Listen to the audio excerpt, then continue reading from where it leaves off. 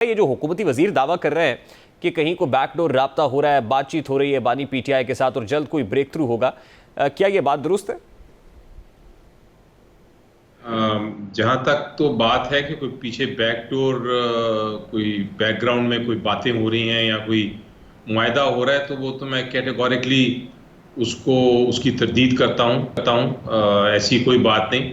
लेकिन यहां तक जरूर दुरुस्त है कि बहुत जल्द फैसले होने वाले हैं अदालतों में, और बहुत जल्द इमरान खान साहब बाहर आने वाले हैं और पीटीआई पावर में आने वाली है। ये तो मैं आपको बता सकता हूं, लेकिन बैकडोर किसी किस्म का मुआहदा नहीं है। ये जल्द पीटीआई पावर में आने वाली है, सब कुछ ठीक होने वाला है, ये आपकी मालूमात हैं, ये खबर है या ख्वाहिश है सेनेटर साहब? कैलकुलेशन है, कैलकुलेशन। नहीं, हाँ, बड़े कैलकुलेटेड है। ये कोई लीगल डोमेन में कैलकुलेशंस किया आपने, कोई जायचा बनाया है, कानूनी जायचा तरतीब दिया है? क्योंकि अगले केसेस तो तैयार हैं। जैसे आज शाहमूद कुरैशी साहब को अडियाला से कोट लखपत ले जाया गया, वहाँ पे हाजिरी लगवाई गई, चालान की नकूल फराम की गई और वापस अडियाला ले गए। यानी जो अगला मंजरनामा है वो भी तैयार है, तो ये भी कैलकुलेट किया हुआ आपने? मैं दो पॉइंट्स पे कैलकुलेशंस की हैं मैंने। एक तो अगर आप माजी में देखें तो 3 मेन केस बनाए गए थे खान साहब के खिलाफ, और उन 3 केसों में 2 की सज़ा तो ख़त्म हो चुकी है, और जो तीसरा है वो तकरीबन इख्तिताम तक पहुंच रहा है। उसमें मैंने, अगर आप जायज़ा लें, जो तीसरा केस है इद्दत का, उसके अगर डॉक्यूमेंट्स या उसकी प्रोसीडिंग्स का जायज़ा लें तो आपको नज़र आ जाएगा कि वो भी, उसमें भी जो सज़ा है वो सस्टेन नहीं हो सकती, वो सज़ा ख़त्म होगी। तो जब ये 3 केसेस ख़त्म हो जाएं, उसके बाद आप कैलकुलेट करें कि और कौन से केसेस रह गए हैं जिसमें ज़मानत नहीं हुई, तो आपको नज़र आता है कि जितने बाकी केसेस हैं उन सब में ज़मानत हो चुकी है। अभी हमने साउंड चलवाया सर राना सनाउल्लाह साहब का, वो कहते हैं 9 मई की जो चार्जशीट है वो भी अगेंस्ट है बानी पीटीआई के, और हमारे पास सब्सटेंशियल एविडेंस मवाद मौजूद है, इवन जेल के अंदर जो हो रहा है वो भी हमारे पास रिकॉर्ड सारा पड़ा हुआ है। वो तो खैर पहली बात तो ये है कि वो चूंकि हुकूमत में हैं, उनको जब वो ऐसी बातें करते हैं तो फिर हमारा जो मौक़िफ़ है, जो ये कहता है कि ये सारे केसेस बायस्ड हैं, वो उनमें प्रेशर किया जा रहा है जज साहिबान को, तो फिर वो चीज़ साबित हो जाती है जब एक हुकूमत में बैठे हुए एडवाइज़र काबीना का जो शायद हिस्सा हैं, वो जब इस तरह की बात करें तो फिर वो पूरा काबीना इसका मतलब इन्वॉल्व है। तो हमारी बात की फिर उसकी वजाहत हो जाती है कि सारे प्रेशराइज्ड और झूठे केसेस हैं। लेकिन बहरहाल उनकी बात छोड़ दीजिए, मैं अपनी कैलकुलेशन की बात कर रहा था। सो कैलकुलेशन में तो बड़ी वाज़ेह है कि अब जो बाकी केसेस बनाए जा रहे हैं, कहीं ना कहीं तो कोई ना कोई मवाद तो होना चाहिए जिसमें केस में थोड़ी सी जान हो। अगर केस में थोड़ी सी जान भी नहीं होगी, अगर केस में कोई किसी किस्म की शहादत नहीं होगी, कोई एविडेंस नहीं होगा, तो फिर वो केस ज़्यादा देर नहीं चल सकता।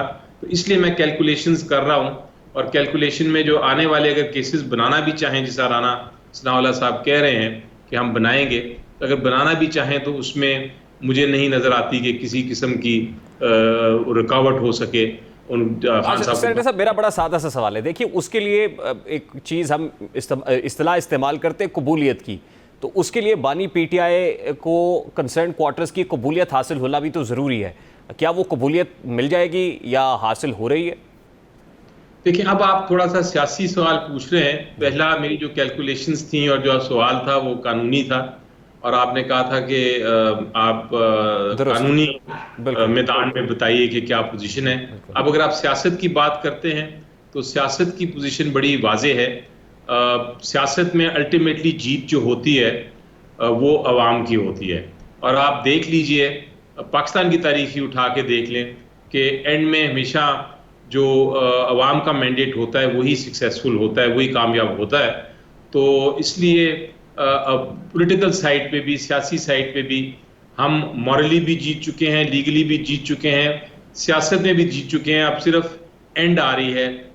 तो आपको मेरा ख्याल है ये कहना कि आपको किसी से समझौता करना पड़ेगा, इसकी जरूरत नहीं है। बट अली ज़फ़र साहब, एक दो बार ये बात जिक्र हुआ है जरूर कि किसी किस्म का समझौता हो, लेकिन उन्होंने इसको आउटराइट रिजेक्ट कर दिया है, और बड़ा वाज़े तौर पे कहा है, बड़ा ज़ोर से कहा है कि मैं 1000 साल भी रहने को तैयार हूँ कैद में, लेकिन मैं किसी किस्म का गैर कानूनी और गैर आइनी समझौता नहीं करूंगा, जो कि अवाम की जो मंगे हैं और अवाम की जो इंटेंशन है और जो अवाम की का मकसद है, जो अवाम तक पहुंचना चाहिए, उसकी नफ़ी हो।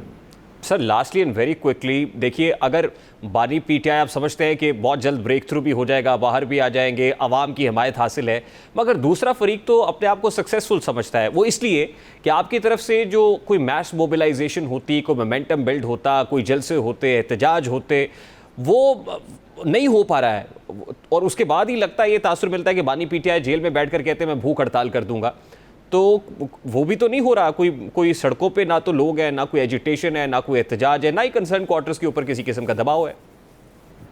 यहाँ देखिए, मैं आपका जो आपने अभी बात की कि सड़कों पे एहतजाज नहीं हो सका, मैं इसको डिनाई नहीं कर सकता, ये हकीकत है और वाकई ही नहीं हो रहा। लेकिन इंतज़ार सिर्फ इस चीज़ का है, मेरा ख्याल है कि इमरान खान साहब खुद बाहर आएंगे तो फिर ही ये मूवमेंट चल सकेगी, क्योंकि आप दुरुस्त कह रहे हैं कि अभी फ़िलहाल वो मोमेंटम नहीं बना जो बनना चाहिए था, लेकिन कोशिश हो रही है। आप देखें, मुश्किलात भी बहुत हैं।